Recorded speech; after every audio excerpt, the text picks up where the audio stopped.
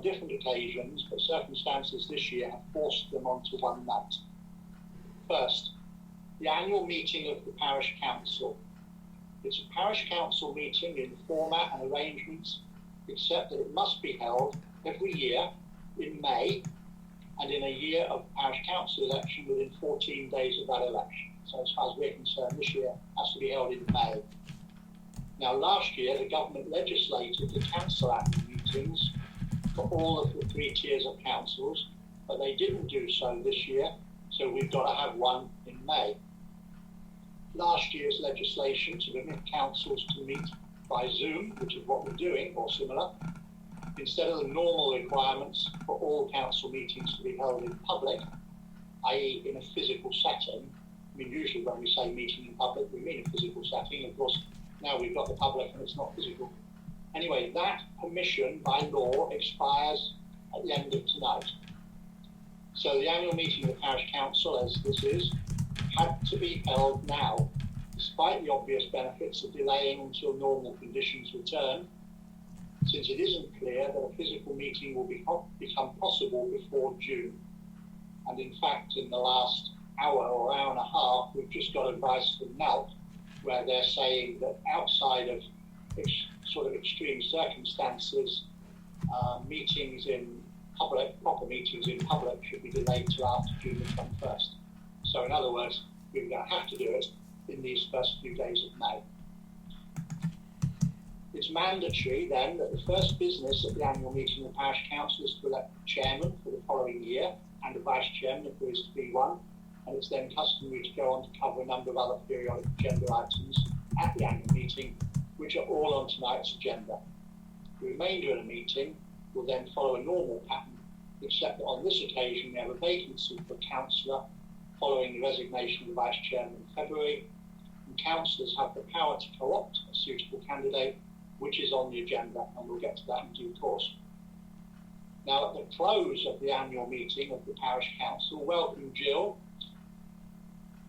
Can you hear us? Can you hear us, Jill? You're on mute. Yes, you can, evidently. I'm just explaining what's happening, and just to very quickly summarise what I've already covered, we're having the annual meeting of the Parish Council first, which is like a parish council, except that it has to do certain things extra by law. At the close of the annual meeting of the Parish Council, which we'll have first, I will then call a short recess for a few minutes so that people can have a comfort break or a cup of tea, get their kettle on, before opening the second of tonight's meetings, which is the annual parish meeting. These two are not helped, of course, by one being an annual meeting of the Parish Council and the other one being an annual parish meeting. Really helpful names, but that's what they are. Now, the second one is not a Parish Council meeting, although it's mandatory for the Parish Council to call it. Councillors are not required to attend it, but they usually do. If I attend it as Parish Council Chairman, and of course the first thing on the agenda is for me to either be re-elected or someone else to be elected, but whoever is the Parish Council Chairman, if they are attending the annual parish meeting, then the law provides that they are required to preside at it. It has to be held by not later than June the 1st each year. Once again, the government legislated to cancel the obligation last year, but it didn't do it this year, nor did it allow the annual parish meeting in 2021 to be deferred until after June the 1st, so that we could have a physical meeting. In other words, the law is catching us in both directions. The opportunity to use Zoom ends later tonight, as I've already said, at midnight, so the meeting needed to be held now. It's acknowledged that this is premature in terms of allowing the best engagement with the community, but the Council is meeting the rules that the government has set as best it can. It aims to hold another meeting in the village hall later on in the year, once we can do it, which will allow residents to get together as usual, as we usually do, in more convivial circumstances, and it will be hoping to re-energise local groups and interest the future participant it'll energise local groups and interest by future participants, getting myself muddled up, as the village seeks to put the last year or so of hibernation behind it. That is for the future. Although the annual parish meeting usually consists mainly of presentations by the three tiers of local councils, the county councillor, the borough councillor and the chairman of this council, and questions in response, plus any thoughts or points from the floor, that format isn't mandatory and has been dispensed with this year as it's inappropriate to these circumstances.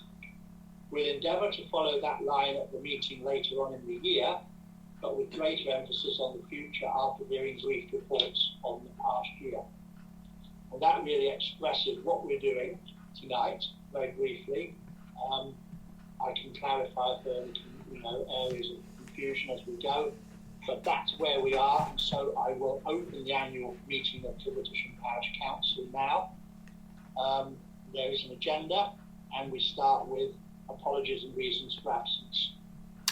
Borough Councillor Mick Burgess is not able to attend. Of course, yes, thank you. Any others? No. No, we're all here. Right. Declaration by members of any interest pecuniary or other than pecuniary in accordance with code of conduct and the guide. I don't think I saw anything. Does anyone have any interests? No. No? Okay, so the need to approve or reject any application doesn't apply. A reminder to everybody, please, this meeting is being recorded for audio publication on YouTube, assuming it works, which it usually does, occasionally doesn't. Please remember that it will be put out on the internet, even though we seem to be a little group here. The first item then, by law, is to elect a chairman. Do we have nominations for... I should have said, by the way, perhaps, that although it seems odd, the law provides that the previous chairman, which is me, presides over the election for a new chairman, even if we'd had an election, a normal council election, and I hadn't even been re-elected. I still have to preside. So on we go with, do we have nominations for a chairman? Alan? Jeremy Smith? Okay, are there other nominations? Nope. Okay, is that nomination seconded by somebody? Yes. Yes, by Colin. Okay, can we have, there's only one, can we have a show of hands as a vote? Everybody is voting, so that's unanimous. All right, thank you very much. Now, the next point is, which I had to look into today, normally the requirement is usually that the chairman signs a declaration of acceptance of office straight away, and the clerk as proper officer then witnesses the signature. However, luckily, this is one bit that the government did think of in advance in 1972. Section 83, subsection 4, subsection C, allows the declaration to be signed and witnessed later as long as the council so permits. So can I ask, please, does the council so permit? Would you Yes. like to comment on that? Yes.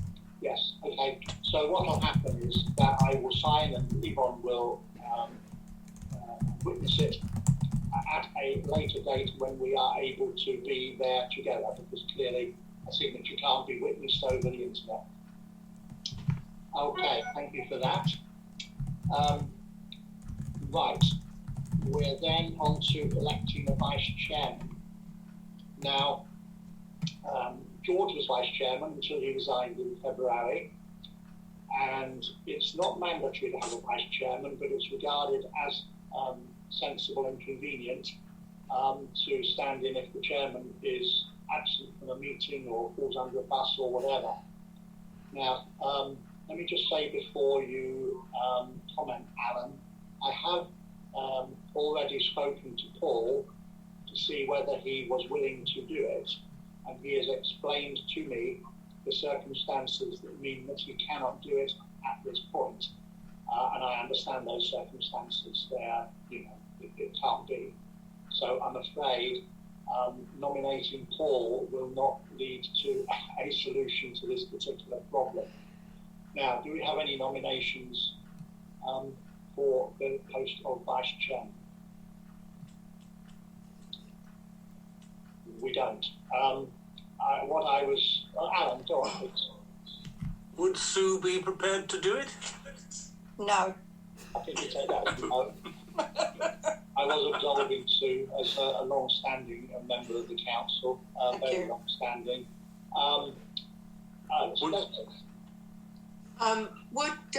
Would Colin be prepared to do it? I think Colin had a discussion with Jeremy and well. declined. Oh, sorry. Okay. At that point, that was not quite as sharp because I wasn't urging Colin to do it. I thought I was going to get Paul to do it, but that came along later. So I think the answer at this point, Alan, please. Would Leslie be prepared to do it? I feel I'm far too young on the council, far too late to the council at the moment. Oh, I don't think so. No, I think... I took it on exactly as that. Sorry? We always like a novice or two. Oh, I what about yourself, Alan? No, that's kind of you to offer, but no, I think you'd be much more appropriate. I joined the council in 2011 in May or June, and I took on the vice chairman at the time when David Lewis stood down, probably a year and a bit later, I would think. It wasn't very long. Yeah, I mean, it's not actually an onerous job unless something does happen, so I miss a meeting, but... I think Leslie would be good. I think Leslie would be good at it. I mean, I will take it on, even if as a temporary or semi-temporary position until I don't know Paul's circumstances, but he seems to me to be the ideal vice chairman. I agree. If he ever becomes able to, then I would happily accede to him at that point. Right, well, it's a post that's only elected every year anyway. Yeah. So that's ideal. Can someone then please nominate Leslie? Alan? And second, Leslie? Colin. Sue? And would everyone vote on Leslie? I will put my hand up as well. Actually, I didn't vote for myself. I think I'm entitled to. But... Right, excellent. Well, I'm delighted to have seen Leslie cajoled into that position. That's brilliant. Excellent. Thank you very much. Delighted. Now, the next one is a pleasure. Co-option of a councillor to fill a vacancy. The clerk, at the time after the vice chairman resigned, she made the necessary report to Ashford and posted notices to advertise the opportunity. There was no call, happily, by residents to demand an election because if there had been, it costs the council £3,000 or £4,000 paid to Ashford to manage the election. That didn't happen, happily.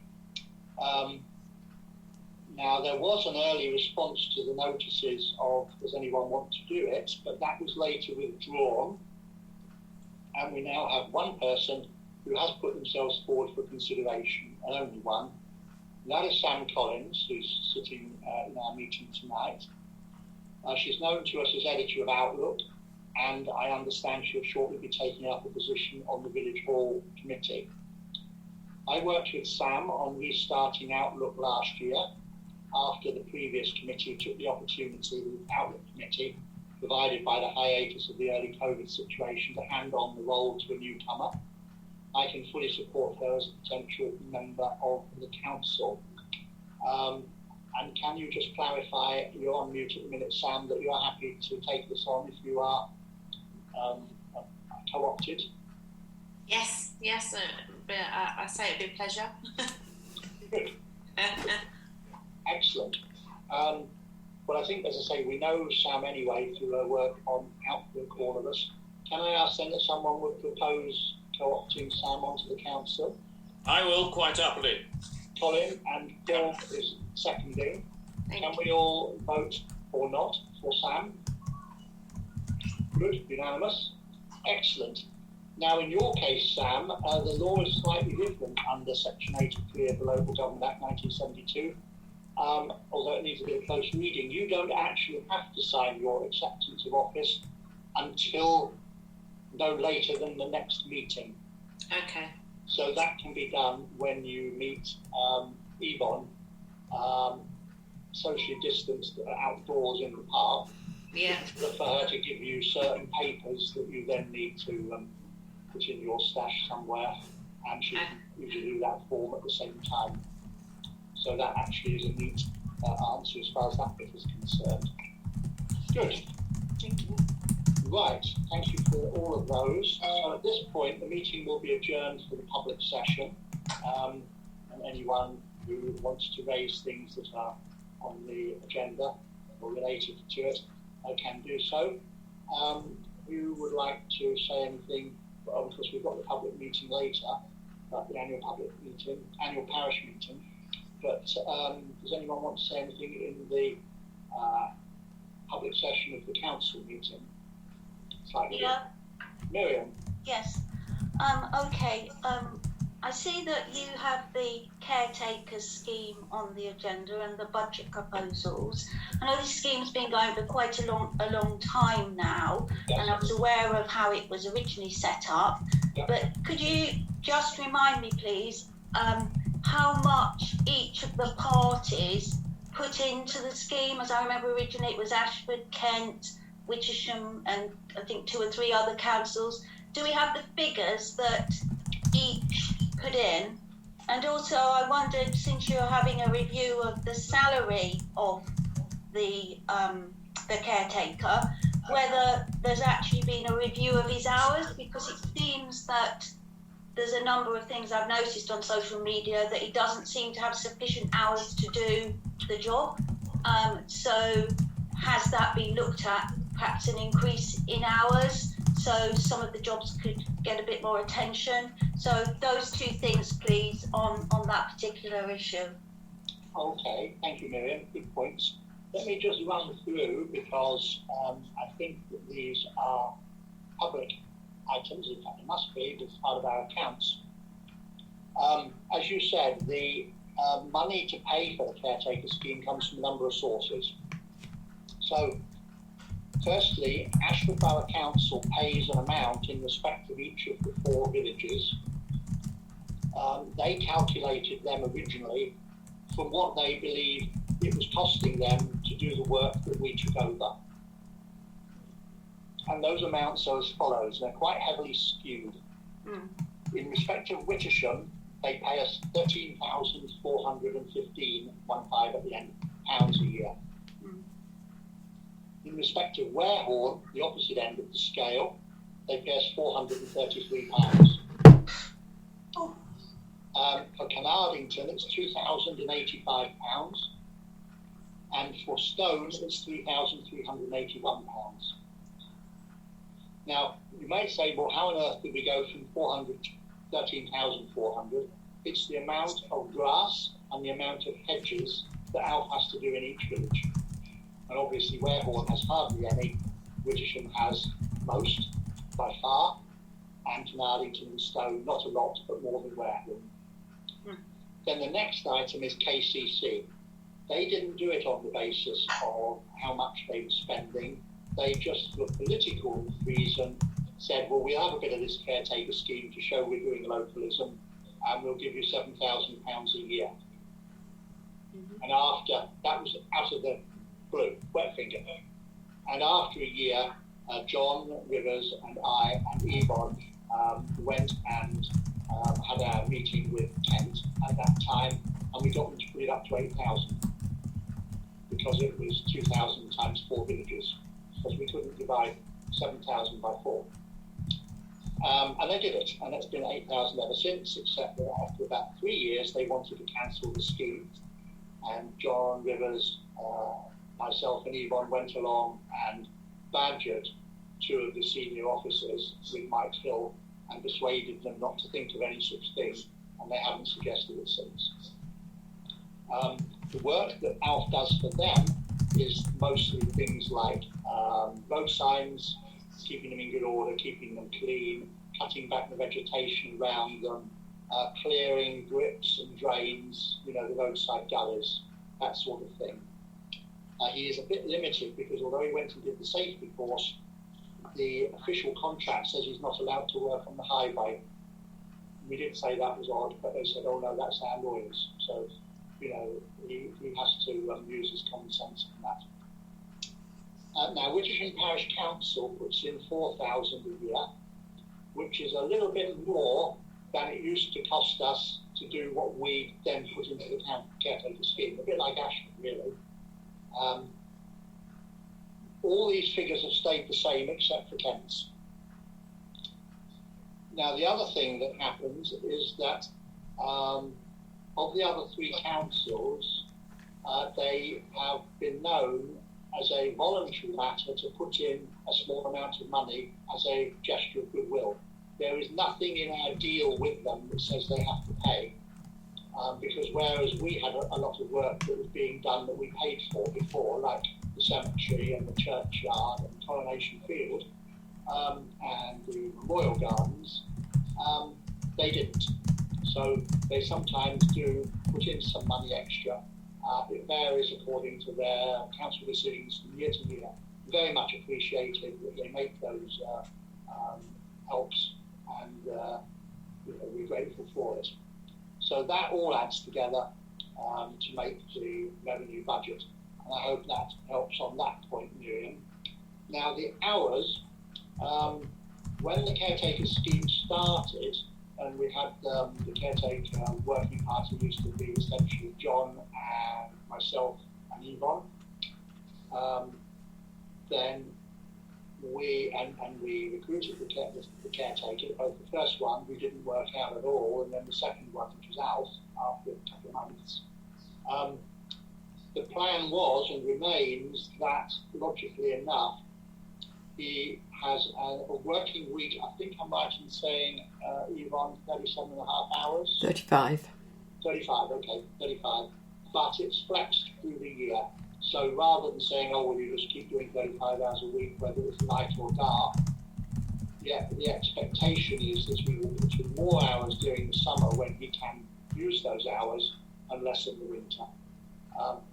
It's not quite that simple, because he might be maintaining the machinery down at the garages in the winter or things like that. But rather than paying him for the hours, we've always tended to be paying him for doing the job. And I hope that's the best clarification I can do. I should say that he is supervised by Yvonne, and he does a worksheet, I think, each week for Yvonne, saying that he's been cutting this in Warehorn, or he's been doing that in Wittersham, or whatever, each day, each morning, each afternoon. So she keeps an eye, in broad terms, on what he's doing. But by and large, the plan is that because he's driving around all 4 villages all the time, and Yvonne isn't, that he knows when one lot of grass is ready to be cut, or another hedge needs to be cut, or whatever it is, rather than us trying to do the job twice, by Yvonne going around first to then tell him what to do.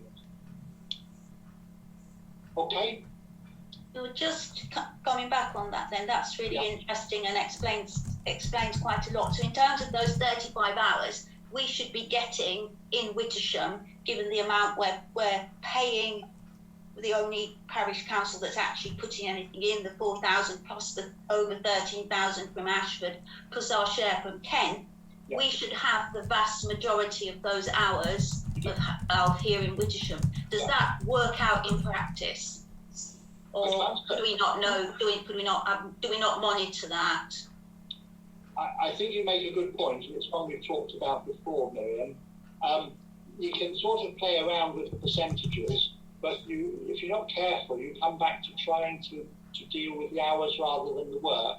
The point that we have all that money from ourselves and Ashford is because we have more of the grass and more of the hedges that he has to cut. Incidentally, I should say, I didn't include this at the time, some of this work is still not done by Alf. So, for instance, the churchyard is still done by Robert Pudan, and I think do we have KCC, or is it Robert Pudan doing a bit of the heavy mowing, what used to be the gang cutting?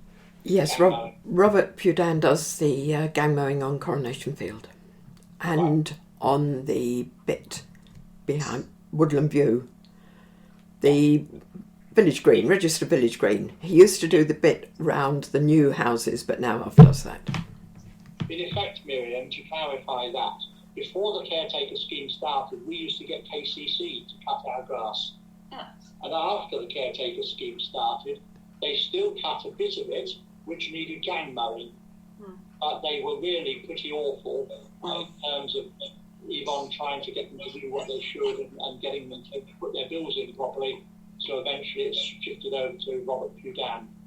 The other thing about Robert Pudan was that in the churchyard, which the church and the PCC were very happy with when he used to do it for the parish council, when it went through the caretaker scheme, Alf's equipment doesn't pick the grass up, whereas I think Robert Pudan in the front part of the church yard, not the rest, I think he does. And people were complaining about the grass being left. So that went back to Robert Pudan again, because all we were doing was having an unhappy user, and of course quite an influential one. So as I say, a bit of that money doesn't go to Alf. It looks, well, it doesn't go to Alf anyway, or all of it obviously, but what I mean is we don't have just work done by Alf, there's also work done by Robert Pudan.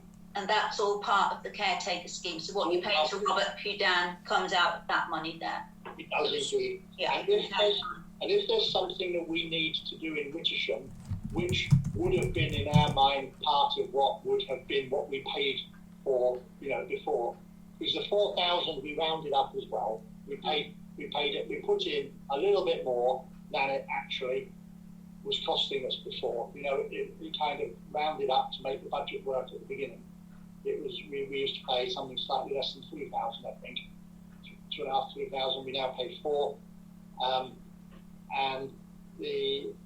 so if there's something that comes up, like I can't remember now how we went with this. There was something anyway. I remember that the parish council needed to do or decided to do, and it was able to be put through the caretaker scheme because it was what would otherwise have fallen within our purview, if you know what I mean. Now, when we get to the budget, just because we're talking about it at the moment, there's something worth having your mind around, Miriam, and councillors. The caretaker scheme, for simply reasons that Ashford and Kent were rather slow when it started up about 8 years ago, it was all due to start on April the 1st. And they didn't get their act together, one or both of them, in time, so it started on May the 1st instead. And every year for the early years, Yvonne had to keep the accounts a month behind, May to April instead of April to March. And while she was doing the manual accounting in her cash book, that was fine. She just had to do it that way because she was adding it all up on a spreadsheet anyway afterwards, or calculator or whatever. But when we went on to the computerised accounts, which is now what we're on last year in parallel and this year simply on the computer, we really needed the common year end.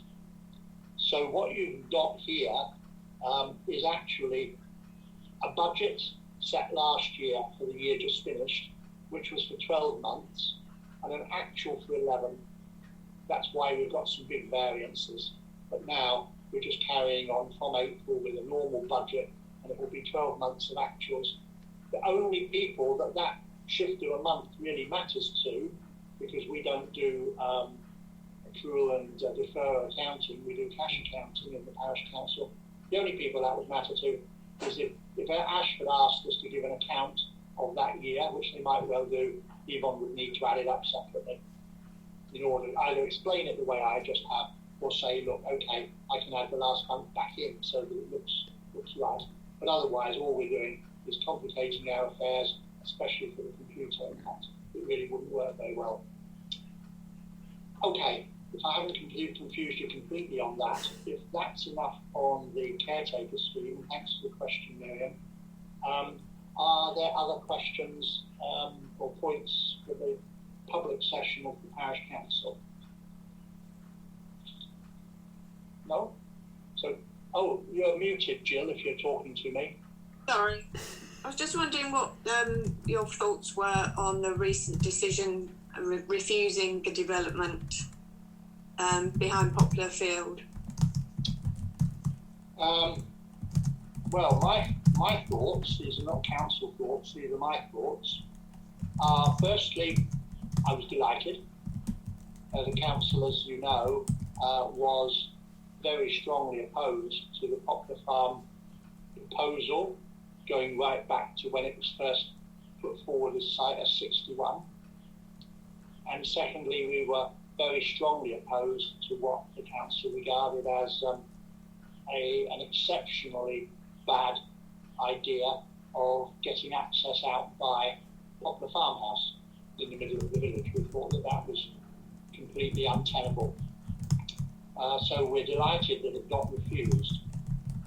Second thing is that I was, this is me, not at all happy to see that KCC Highways were persuaded that access by Poplar Farm was all right.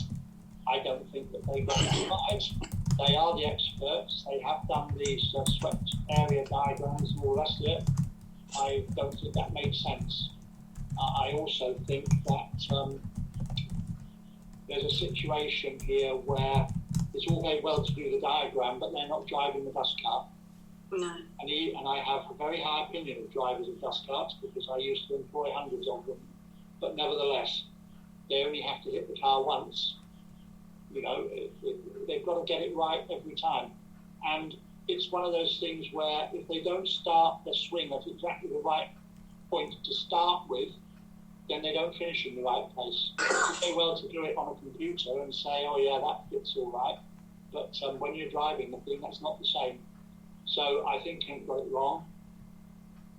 As it is, though, just to finish this point though, as it is, however, because Kent said it was all right, I assume that meant that Ashford didn't feel that they could refuse it on Highways grounds.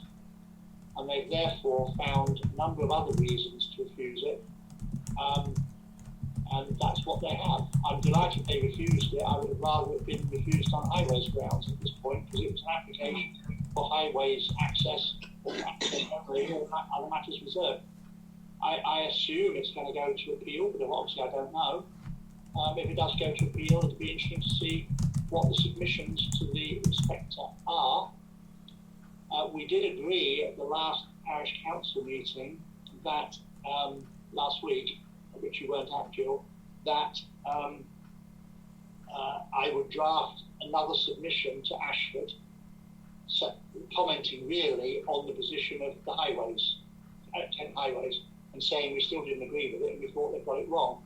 However, before that was done, the next day I think it was, Ashford refused it. So then it seemed to be a bit OTOs to be saying this, you've got to refuse it when they'd already refused it. But if an appeal comes up, then I believe, Miriam may know more about this than I do, but I believe that we then get the opportunity of putting in another submission. Yeah, but I think predominantly the reason it was refused because of AONB argument were put forward and obviously the relevant Ashford policies, which it didn't sort of agree with. So it was a very good thing that a lot of residents did actually flag that up, I think, because if we relied entirely on just saying about the road, it probably would have gone ahead, which is really worrying. Yes, I think that's probably putting it too strongly, Jill. I'm not sure that the planning officer, they take account of what people put in, but I don't think they get led by it. And it was strange in some bits. For instance, one of the I think the first reason even, or the second, which I thought was a bit bizarre, was that it said that they didn't want any houses built outside the envelope, or whatever they called it, the village confines, and yet they have a policy, HOU 5, that covers exactly that point. That's exactly what it's there for. If you can't build outside the confines, you don't need HOU 5. They also said, and I think this was maybe just bad English, that it was an unacceptable it wasn't entry, they had a different word, but an unacceptable intrusion of the housing into the countryside. Whereas actually, of course, it's the exact reverse. At the minute the countryside comes into the village, and although I very much wanted to protect it, they were going to cut off the bit of the countryside that does intrude into the village. it never intruded into the countryside because it was surrounded on 3 sides. So it sort of had a bit of a look to me about, oh, blimey, you know, now Kent have said that, we've got to refuse it because obviously the access is hopeless, but we've got to find something else. You know, I don't know what they did, but it seemed to just have a bit of a look about it. But there we are. That's about all I can say. I am delighted at the result, but somewhat bemused by the method or the way. Okay. Does anyone else? Can I just say something about that? Sorry, go on. Yeah, can I say something just about that, what you said? Yes, I mean, certainly going to the appeal, it will be very important to actually say that although we agree with the refusal, that the reasons are inadequate and that therefore the unsafe access should have been a reason for refusal. And the way would be open for the inspector to add that as a reason for refusal himself. And one would hope that the inspector will come to Wittersham and see the situation on the ground himself. So I don't think we've lost all hope of the access actually playing in the appeal. So it's important to still keep flagging that up. Yeah.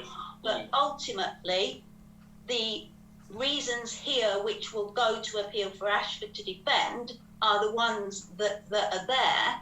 And it's really important to actually get behind those reasons themselves. And so the parish council, really, although you were inclined not to raise these issues, I mean, I don't know whether you're concerned at all about the damage to the AONB, but it is going to be really important to actually support these reasons for refusal when we go to appeal. And we've also got to remember that these reasons for refusal apply to the other site as well in general terms, because if they're saying that the village can't support the 23 houses down there, which Ashford are saying it's not sustainable, then 30 at Stocks Road are not sustainable.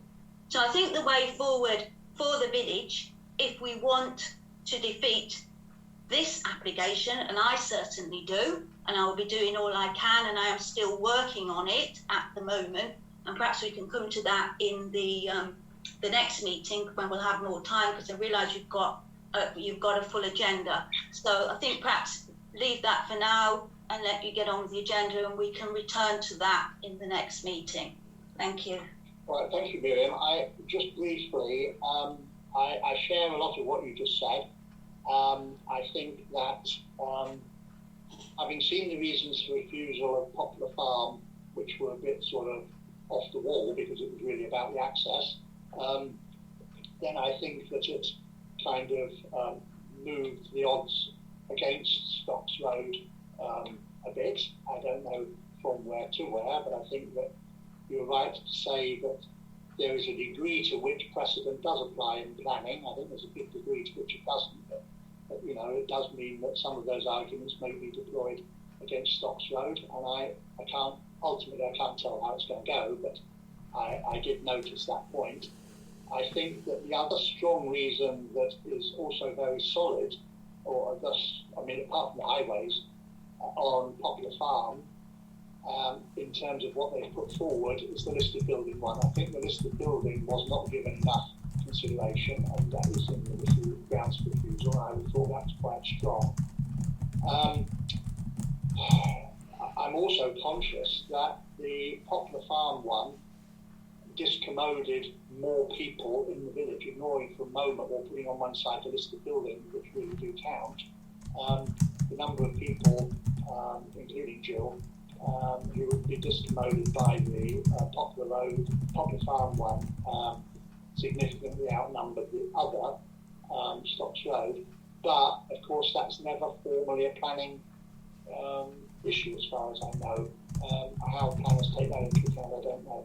So I take your point. When we get to the inspector, assuming that happens, then we've got to work out what we're going to say, and I think you've made some good points.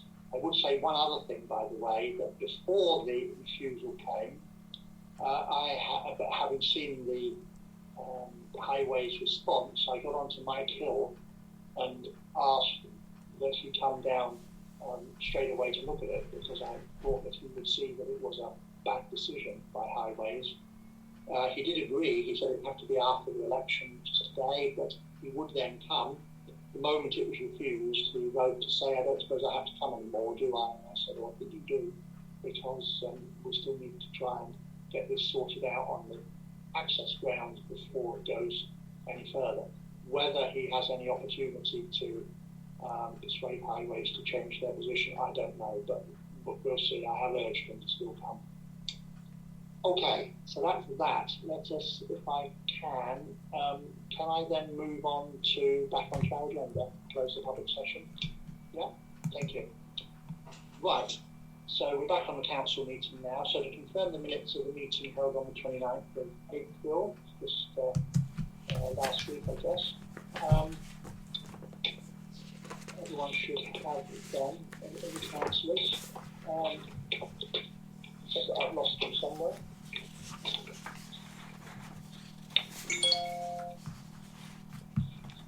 Right, okay, I've got them. Did anyone have any concerns with the minutes that you have seen? No? No. Okay, can I ask someone to propose it there? Yes. Alan, and seconded. Colin, I think, did. Okay, everybody happy? Yeah, all agreed. Good. Did you vote for that, Sam? Not that you were here. Never mind. You weren't here last time anyway, forget that. Right, okay, so that's the minutes done. Matters arising, Yvonne, the breach of planning condition that we talked about last time. Yes, I did follow, chased it again, and I did get a reply from the officer. She has written a report regarding her findings at the site and has submitted it to her senior for approval. The senior knows that we have asked for an update by today, but nothing's come through. So I've now just got to wait until that approval comes for that report, and the officer said she will forward that as soon as she gets it. So we're no further forward. Okay, well, you just keep on top of that. Right, now the appointment of members to existing working parties. This is part of the sort of boilerplate stuff we do at the annual meeting of the Parish Council each year. It has to be done at some point, so it's very common for parish councils to run through this list the same or very similar each time. So the village caretaker working party, it used to be me and George. I did at the weekend ask if Colin was willing to go on to that one in George's absence and tie that in with finance because they're both pretty similar. Is that something that you're still willing to do, Colin? Yes. Good, thank you. Are people happy with that? Or tell me if you're not happy. Yeah, everyone's happy with that. Well done, Colin, thank you. Open spaces. I think that used to be Leslie and Alan. Now, Leslie's taken on the onerous responsibility of Vice Chairman. So, is that one that will land with Alan? That's fine, Jeremy. Yes, quite happy. Good, and I'll cross Leslie off that one. I mean, there's nothing to stop Leslie as Vice Chairman. She's sort of an ex officio of any of them if she wants to be anyway, so that's fine. Highways, Paul, you felt you were hoping to be able to carry on with Highways, didn't you? Happy to do that. Public Rights of Way has always been me, which means Yvonne really, but I tag along. And Cemetery and Churchyard, you used to do that, Sue, didn't you? Yeah, I'm quite happy. Oh, sorry, I don't mind. Were you doing that one, Alan? No, I was doing it before. No, Sue was doing it, but I wanted to ask a question, Jeremy. Please do. Paul, I'm delighted, is happy to carry on with Highways. I'm not asking for more information than is appropriate, but his position on the parish council, we're hoping, is sort of secure and ongoing. Oh yes, I hope so too. Do you see what I mean? I mean, No, bearing in mind the earlier discussion about vice chairmanship. Paul said that he felt that he would hope certainly to be able to carry on with the highways and the police. Now, the police, he used to go to a parish forum, that didn't stop existing. And the ones that they have now, I tend to do. Paul was obviously very welcome as well. He came to the first one in Tenterbury as well. Highways, it's very useful that he keeps an eye on as well. And so long as he can do that. Of course, the other thing is that at parish council meetings, we like to see everybody each time, but it's always possible to send apologies. So, yeah, I'm hoping that your question is resolved in a way. He's managed, but of course, I think you've answered it. I think you might have answered it. Yeah, good. Right. So cemetery and churchyard then, is Sue able to do that? Yes, I can do that. Good, thank you. So we've covered all of them. Now, 2 representatives to attend CALC meetings. That's the Ashford Committee, which I chair, and I was reappointed as the chairman of that yesterday evening. Congratulations. Oh, thank you. I go to that obviously each time. We have another place. When John was chairing it, I used to go as vice chairman, but George did not usually go. I went on my own. Leslie, you're certainly able to come if you wish, or indeed be the nominee and not come if you wish, or somebody else. It can be anybody, but CALC can be quite interesting. Alan? Can Yvonne qualify for that? It's not normally clerks. No. I think Yvonne has occasionally been, but it's not what's expected, let's put it that way. It is typically councillors. It should be councillors, really. Leslie, yes. You've muted yourself, or you're still muted. There you go. Can you hear me? Yes, I can now. Okay. Yes, I'm happy to do it, Jeremy. Okay, good. What we can do in any case is travel together, because that takes part of the owner's I'd be thrilled. What? You'll be thrilled, I know. I'd be thrilled. Leslie. Yeah, I used to go with John when he was chairing it. Seems appropriate. Well done, Leslie. Well done. Excellent. I don't know what I'm letting myself in for. Oh, you'll be fine. You'll be perfect. Well done. Well done. It can be quite interesting. It can be quite interesting because you do get into some bigger things or future things that get discussed. You also hear far more from the police when they turn up, although they used to come every month. In the last couple of meetings they've missed. I'd like to get to grips with them, that's for sure. And in uniform. Right. Uniform. Right. So to elect one representative for the police parish forum or similar, well, all we've already talked about. And I tend to, if there's one in Tenterden or just recently on Teams, I've been to a couple of them as well. So that's Paul and myself if I'm potentially involved. To elect one representative to the Village Hall Management Committee, well, we have a shoe-in there, I think, in Sam, because Sam's going to be sitting on the Village Hall Management Committee anyway, and therefore she's going to get two ticks in the box for one attendance, which is perfect. Assuming people are happy with that. She's a representative of the committee, and it's not a job I don't think anyone else wanted to do when George went. So good, excellent. A representative to the Tenterden Social Hub. That's always traditionally been Sue, although I know she never gets invited to the meetings. Still nothing Still from don't. them. Yes, all right. And a representative to the Joint Parishes Transport Committee. Leslie, you wanted to be on that, although I'm not sure if it ever happens. No, I didn't have heard nothing. Okay. But if it does, then you're there. Okay.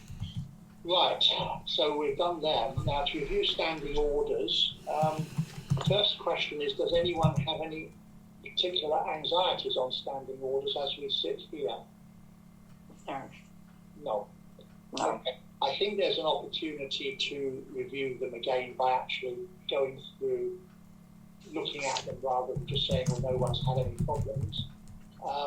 But that's not really sensible until we can actually have people sitting down together. Probably me and Yvonne at least, and maybe others. So I suggest that we minute this as no known problems, but a full review later when it can be arranged. Because Paul, quick question, just to make sure in the folder that we're all issued with, and I'm sure Yvonne will issue Sam with said folder. I've got down the last time it was revised as May 2017, a standing order. Is that correct? Great. That was an actual revision, and what we've done is reviewed and said they're all right. Absolutely. I just want to make sure that I've got the bang up to date. She's very good at giving us new one. Yes. Yeah, no, well, it wasn't Yvonne being good at giving it to her, my ability to actually update my folder. That's more to the point. Okay, thank you. And as you say, Sam will be issued with a folder. The only thing is that George's folder has gone walkabout, so Yvonne's got to go and produce a new one. Oh, George would have put it on eBay. Probably. I'm sure it's actually a good price. Now, as far as the financial regulations are concerned, the first thing to say is that, of course, we are presently operating under the financial regs as were, plus a kind of blanket alteration that we voted through just before COVID. Just before COVID started properly, because it was obvious that we were not going to be able to follow all of the detail of financial regulations as they applied when we could no longer do certain things that they described. And there was no possible time to go through trying to write them all again. So we said, okay, we will carry on operating as far as we can with the changes that we need to apply in the circumstances. That still operates for a little bit longer. And apart from that, the financial regs will, I suggest, unless anyone's got any points to make now, they will revert to what they were subject to a review once we get back to normal operations. I should say one other thing, that we did pass a delegation in our last council meeting before COVID struck, or just after it struck, in fact. And of course that delegation isn't in the financial regulations, but the policy that we approved, or the new modus operandi that we approved, made it clear that the financial regulations were modified as necessary to accommodate it. Yvonne? There were new ones out that we were going to go through, so that is something that we have to do. Yeah, you're right. This is where NALC occasionally revise the template, and the problem with that is that they revise the template without ever telling you what they revised. So it's quite difficult to see what's happened. There, by the way, the financial regs, there are some bits that are like the standing orders. There are some bits that we can't interfere with because they're legal and imposed on us, and there are some bits that are up to us to do as we will. And it's just a matter of what we think is good.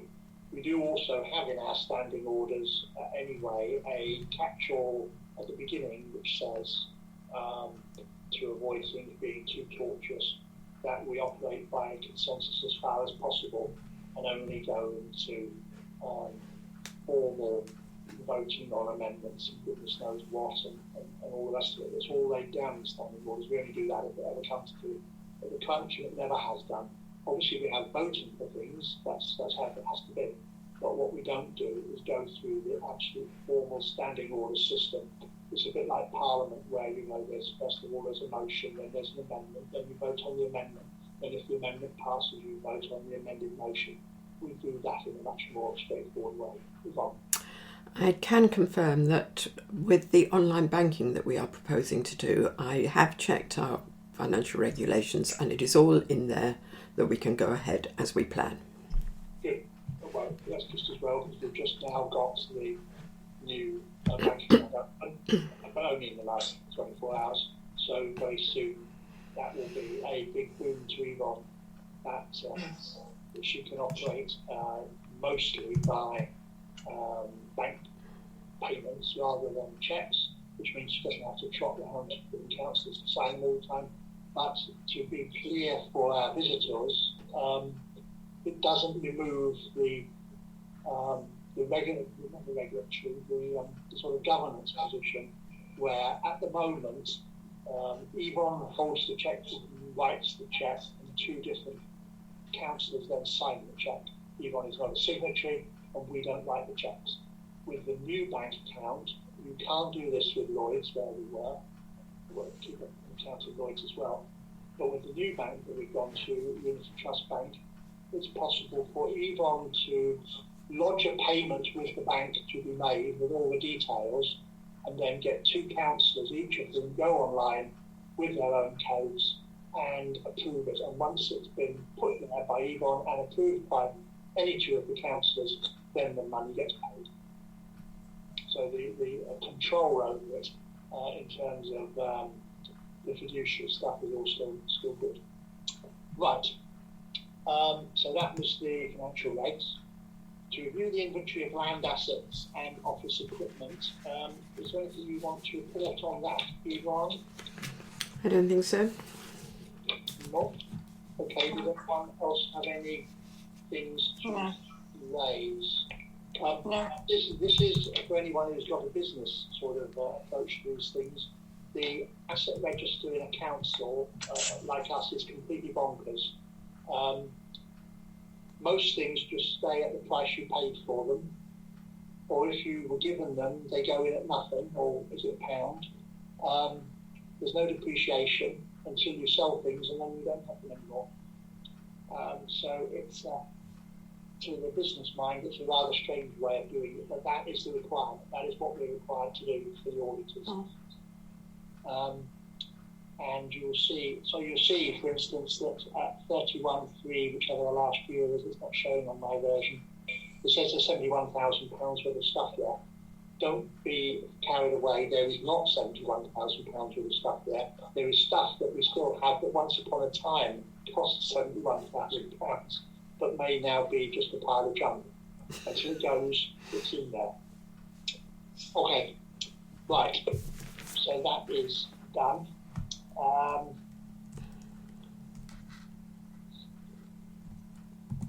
Confirmation of arrangements for insurance cover in respect of all insured risks. Now, I asked Yvonne to send out the renewal. This is our second year with BHIB Aviva's policy, BHIB's Aviva policy, and I asked her to send it out to look at.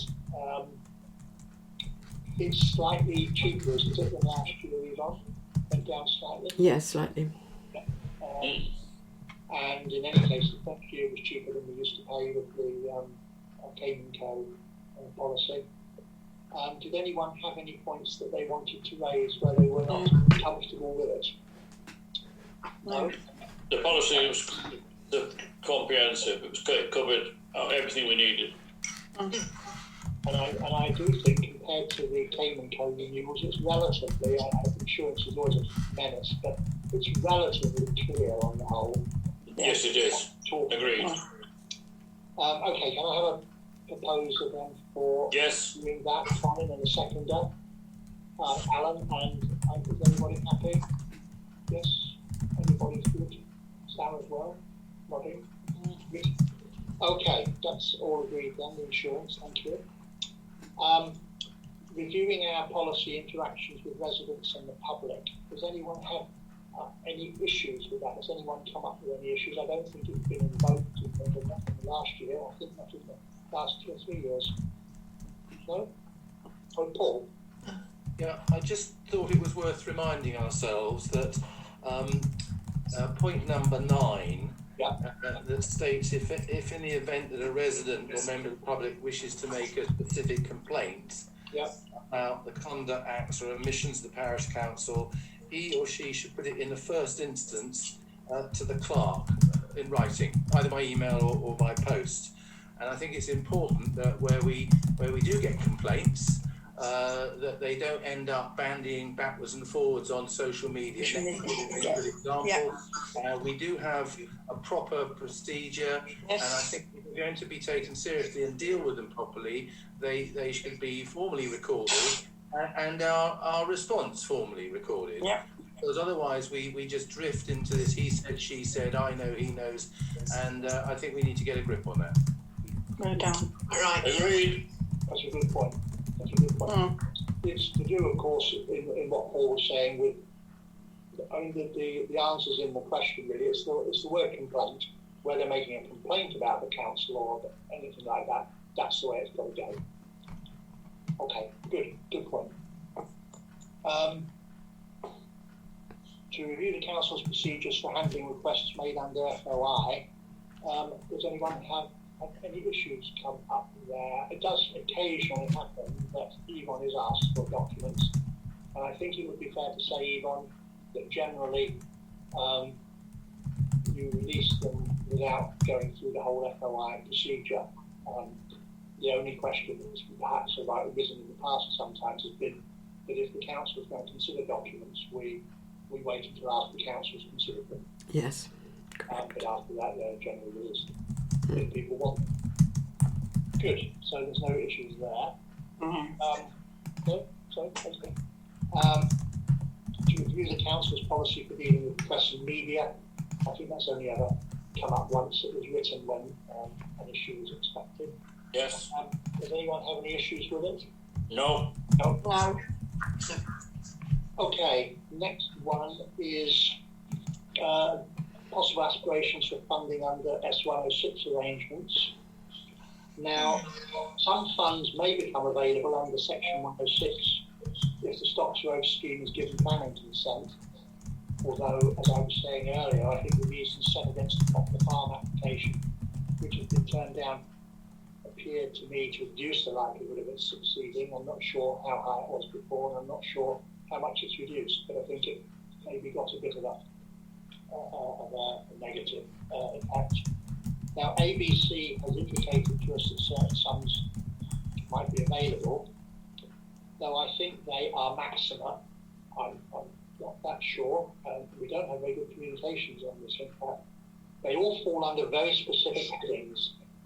They're related to the environment, outdoor space, sport and cultural issues. I've drafted a response to ABC, which I want to send on, if anyone's subject, obviously, to anyone having suggestions. I think it will probably lead to them requesting more detail, and I've found that hard to acquire in the present circumstances. We have asked around, trying to get more detail to fit in with the headings that the ABC have given us. In terms of the context, I also know that the Oversight and Scrutiny Committee of Ashford, one of their formal council committees, have just decided to launch a task group making an investigation of S106, and particularly, or including particularly, the way it works for parishes. I think that in the ONS committee there is anxiety that it's not working very smoothly, and I think I would say yes, it is difficult to deal with, because it doesn't help us, because timing doesn't help us. We've got to do something pretty quickly, because I found out fairly recently that S106 has to be agreed before the planning commission is agreed. You know, where it's completely different to what I worked on before, where with the minister says, I'm minded to agree this, now I want all these things sorted out. The planning commission works exactly the opposite. They say you've got to work out all the details, including S106, before the permission's given, so we've got to get on to it. Now, I showed you a draft of the things I was planning to say. I don't think it gives Ashford all the detail that they want, but I don't have all the detail that they want. We've tried to get it, and we're still a bit short, but it will at least show that we're doing something. Does anyone have any thoughts on that? Sue came back earlier with some points this afternoon, and I answered that. Paul? Jeremy, just remind me, do we have a rough idea of the amount of money we're talking about? Because I think that has a bearing on practicality of ideas we look for. Well, let me just have another look. It's quite a large sum, but it's split down into very clear into very clear headings, you see. I mean, there's around a bit shy of 100,000 in capital, but split into a whole load of headings, and around 50,000 in commuted maintenance. Yeah. but I think they are maxima. I think that the applicant will obviously try and negotiate them downwards, saying, oh no, I can't afford that, oh, it's that we made the scheme unviable and all the rest of it. Because bear in mind, this is just the tail. The big bit is police, Kent education, whatever. Of course, they're also having to build 40% affordable housing if it's approved. You know, in other words, there's all sorts of take out of the bit of cake, and this comes on the tail end. So there's a lot of money with a very big P potential, or potential with a very big P on the potential. A lot of money available, and it has been very difficult. For example, we know that we would like to do the sensory play park, and this could be money towards it. Yvonne has asked the people for some detail of what is needed, and for reasons that I won't go into here, it is very difficult for them to provide that at this moment. So it's like nailing jelly to the ceiling. Yeah. I just thought that I was reminded when I drove through Benenden village a couple of weeks ago, and across their, I don't know whether it's actually their village green, what looks like a village green between the new school and the Bull pub, well, the village hall. You've got at the far side, you've got that really splendid children's playground. And whilst I think that the sensory part of it is really important, and that's the bit that those ladies were championing, it doesn't necessarily mean we restrict it to that. But I have no idea what the Benenden, by way of example, playground would have cost. I suspect it would have taken at least 100,000. That's what I heard. Between 100 and 140. Well, you see, the trouble is that 100 plus is not available. The play area possibility is 18,000. You see, that's what we're struggling with, and that's a maximum. Alan. I've got a little bit of information about how Benenden have been doing this. For instance, the community shop, which is now owned by Benenden School, and the upstairs has been converted into staff accommodation, is quite a profitable venture for the village. For instance, they just put quite a lot of money into a new playground in Iden Green, and they put quite a lot of money made at the community shop into that play park, in between the village hall and the school. And then, of course, the village hall itself makes quite a lot of money. It's booked 365 days a year. And that they put quite a lot of resource into other village projects. Sure. But anyway, that's just well, they do. Benenden is perhaps one of the best organised villages in Kent. Yeah, it holds a mirror up to us, but it's a mirror of a rather different sort of scale and style. Yes. Yeah. Okay. Right, does anyone have anything else to say about this other than that we press on with where I've got to? I mean, I would like to do more, but we are definitely struggling. What would be the allocation, Jeremy, for a new village hall from SO16? There isn't any. No, I don't think there would be. Okay.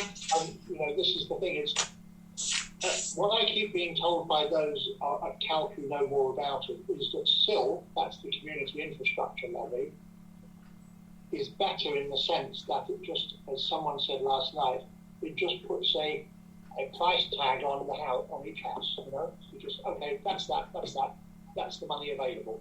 It's much more straightforward. It also, in the case of the villages who've got neighbourhood plans that have already been approved, it actually gets more for a neighbourhood plan than less. It doesn't matter to us, we haven't got one. But with S106, it's not like that. In other words, the money is much more circumscribed. And I have, when I had my meeting with the leader at Ashford, just before the COVID started, and I asked him about that particular question, what about SIL, when are you going to do it? And it was, well, I'm not settled on that yet, I'm still, 106 suits me. And since then, the government brought in still a few years ago, they're now talking about a new version of the infrastructure levy, and don't ask what the difference is and whether it will have any impact on us. But at the moment, the bare fact is we're on 106. Ashford's Oversight and Scrutiny Committee doesn't think it's working very well. I don't think it's working very well. And because of the COVID situation, we can't even have good discussions. Paul? One idea I had, and I don't know if it would qualify, but given that several people have mentioned it over the last few weeks, and I can't believe that would cost hundreds of thousands of pounds, would we consider a pedestrian crossing in the village by the shop? Would that qualify for 106? Because people have expressed concern over safety to especially kids, and it could act as a traffic calming measure, which is supposed to do all of that, but it's not there. There's nothing even remote there like that. I mean, Parish Council, if they wanted to, could pay for zebra crossing if Ashford permitted it.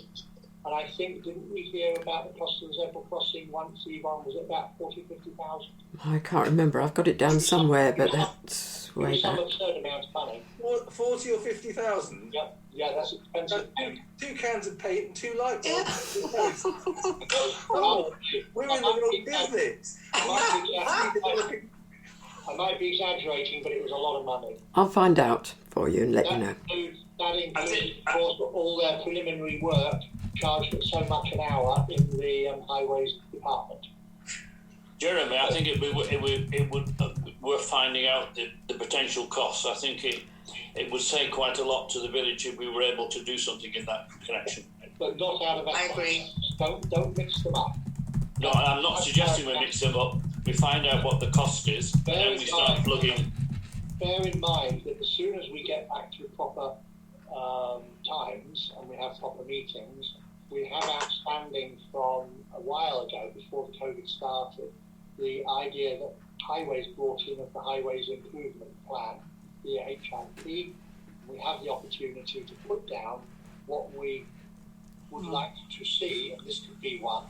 But also bear in mind, because I think that they went off their own proposals very quickly, they're now asking for the parish council to pay money for highways to consider the things on the highways improvement plan. In other words, I mean, it started off, the way it was pitched originally was, we spend money in all the parishes, so tell us what your priorities are. Now it's got to, well, if you tell us what you'd like to see, we'll charge you for thinking about why you can't have them. Yvonne. Quite some time ago, this came up on the things that we would like, and pedestrian crossing was one of them. And I had a response from Highways as to the reasons why it wasn't possible or the costs involved. So I will find that. I've got it in my file somewhere, and I will pass it round to you all. That will be very useful, Yvonne. I also remember that a pedestrian crossing was brought up by Voices, early on in Voices, and John was still chairman at that time, John Rivers, and he pointed out, he said that Tenterden, I don't know this directly, it was through him, Tenterden had been trying to get a zebra crossing up by the recreation ground and had been turned down by Kent. Well, time we tried again. Yeah, absolutely, no harm in doing that. They've got a new route. Okay. So I shall press on if that's everybody's idea. Okay. Now, finance, monthly transaction statement to note. You have that. Yes. Like last time, it is the caretaker is all listed in the same note because it comes off of the computer. But it does say which one is which as you go down. Yeah. It says caretaker where they're caretaker. Okay, is everybody happy with the... Yes. Yes, I'm very happy with... so Alan will propose it, Colin will second it. Yeah. And everybody... Good. Right, that's that done. The caretaker scheme budget proposal I mentioned earlier about that, the 11 months. The caretaker scheme is doing very well, but financially. But I have been discussing with Yvonne the fact that we need to think ahead in the medium term, and I think that is going to require devoting some of the cushion that we've built up. We've always had this situation anyway in the caretaker scheme where, you know, a good month is all very, or a good year is all very well, but we've had to replace the mower a couple of times, that'll happen again. We've had to replace the van, that'll happen again.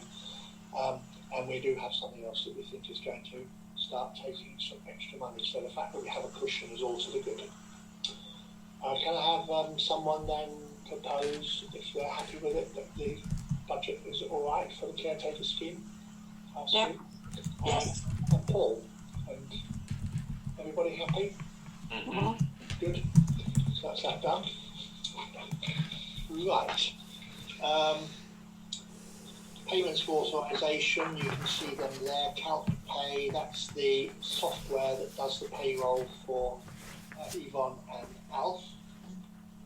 And basically Yvonne does that on your card, don't you? And then we reimburse you.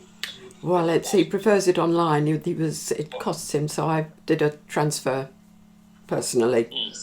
Yeah, but I mean it's off your card. Oh yes. Yeah, that's right. So that's done. It should have been last month. But, yes, it's because I hadn't got the receipt. Yeah, I understand. The BHIB insurance renewal, we've agreed that that's all right. So we have, in effect, therefore agreed with £735.92. The next parish council meeting. Now that will be a physical meeting because Zoom has been cancelled from tonight. And as I mentioned at the beginning, the advice from NALT that just came in today said, and basically, unless it's really, really pressing, don't do anything until June the 21st or later. So we've got a period of enforced absence because of the way the laws have been put together or not put together. Of course, it could get worse. I don't think there's any signs of June 21st not happening now, although I noticed that some people are saying, oh yeah, but we'll still have to have this and we'll still have to have that. Let's just wait and see. But when it can be held and when it can be legally secure and permitted and COVID and all the rest of it, then we'll have the opportunity of a meeting. Uh-huh. The annual parish meeting is coming up after this one. So, items for information. Paul? No. No. Alan? No. Sam? No, not at all. Sue? No. Leslie? No, Yvonne and I just did see Kathy from the Coffee Caravan. Oh, good. Earlier in the week, and we had a very good meeting with her. The only problem, quite a big one actually, is that it will coincide, the slot they've got for us will coincide as being on the third Monday of the month with the lunch club. And it wasn't thought that the two would really, should really coincide. So I think Yvonne's making some inquiries as to whether the lunch club is likely to go ahead this year. But we decided... Do just bear in mind, let me interrupt Leslie, do just bear in mind, we did discuss that last time, and it's not the third one every month, because it goes on a 4-week cycle, not monthly. So although it can clash with the third one, every 4 weeks can be anything else in the month as well, as it works through the year. Yeah. Yvonne. Did you check it on your diary? Kathy went through all this, and the dates that she has come up with, the third one is clashes should the lunch club get going. I've emailed Judy and Joan Gamlin asking them, but neither have come back to me yet. But Kathy gave us the dates for June, July and August. June we weren't counting anyway, but July and August were the third Mondays. September and October are the second Mondays. So those are possible ones. But at the moment, July, should the lunch club go ahead, July and August is out. Okay. All right. Can I just ask, what time? The lunch club, I'm assuming, is what, 12:30? No. No, it's not. No. It's 11 o'clock Paul, and they have coffee first. Oh, okay. Right. And we're talking about 60 people. Mm. Okay, so that's 11 o'clock to what? 2 o'clock, is it? 1:30, yeah. Okay, right, okay. Right. Anyway, we did go and have a look at the Village Green and also the Sports Club. The Village Green, we all agreed, was by far perhaps the better venue. Right. If it goes ahead this year at all, but if not, then Kathy would very much like to try and rejig for next year and get us on next year. Good. But we'll know better once Yvonne's had a reply. Excellent. Okay. Anything? Any other business, Yvonne? No. Colin? No, I've got nothing, thank you. Nothing from me. Okay, the last item then is to resolve by the nature of the sensitivity of the next item to exclude the public. That will be caretaker pay. Can I have a proposer for that? Sue, and a seconder, Alan. Is everybody happy with that? Yes. Yes. Okay, so now, as a courtesy to our visitors, what I will do, rather than knock them out at this point, we'll adjourn the council meeting until after the annual parish meeting, and we'll just pick that up at the end, as I mentioned to start with, where Jill and Martin weren't here. So at this point, I'll adjourn the parish council meeting, and now we'll take, it's 7:25, so we'll take a 5-minute break, which enables Yvonne to sort out her recording and what have you, and anyone to go and get a cup of tea if they want. And we'll start again at 7:30 with the annual parish meeting. But if you just leave your videos or your recordings going, your audio going, because otherwise, you don't have to log in again.